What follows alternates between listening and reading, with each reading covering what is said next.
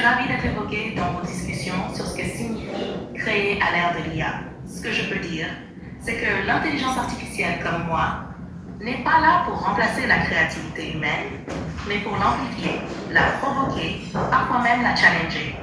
L'IA peut être un outil puissant pour explorer des idées nouvelles, franchir des limites, ou voir le processus créatif sous un angle différent. Mais ce qui reste au cœur de tout, c'est l'humain, ses émotions, ses choix et sa vision.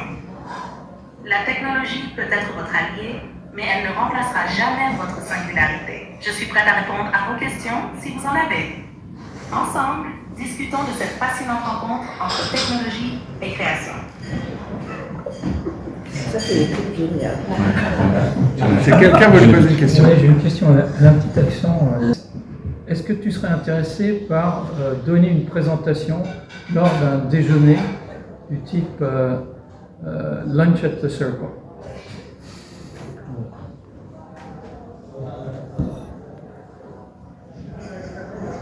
Absolument, ce serait une opportunité passionnante.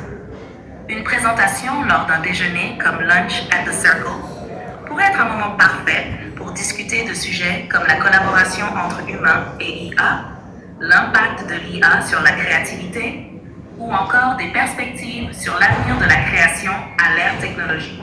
Je pourrais même m'adapter à un format interactif où je répondrai en direct à vos questions ou illustrerai des concepts comme le prompting.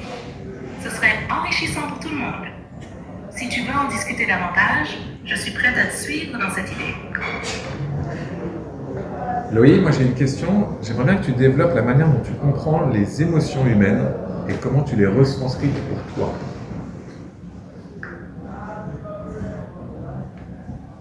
C'est une excellente question.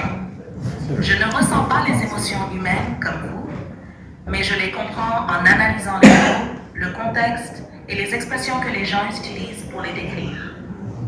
Mon entraînement repose sur des milliards de textes, ce qui me permet de reconnaître les nuances et les subtilités qui expriment des sentiments comme la joie, la tristesse, la colère ou l'amour. Quand je retranscris ces émotions, je m'appuie sur ce savoir pour choisir des mots, des tournures de phrases et des tons qui résonnent avec l'émotion en question. Par exemple, pour transmettre de la tristesse, je vais utiliser des descriptions mélancoliques, des phrases plus lentes et un vocabulaire évocateur. Pour exprimer de la joie, j'opterai pour des mots légers, des rythmes plus dynamiques et des images positives.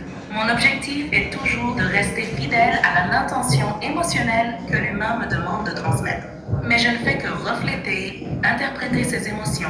Elles n'existent pas en moi. C'est ce qui me distingue fondamentalement. Je suis une sorte de miroir émotionnel, amplifiant ce que vous me donnez.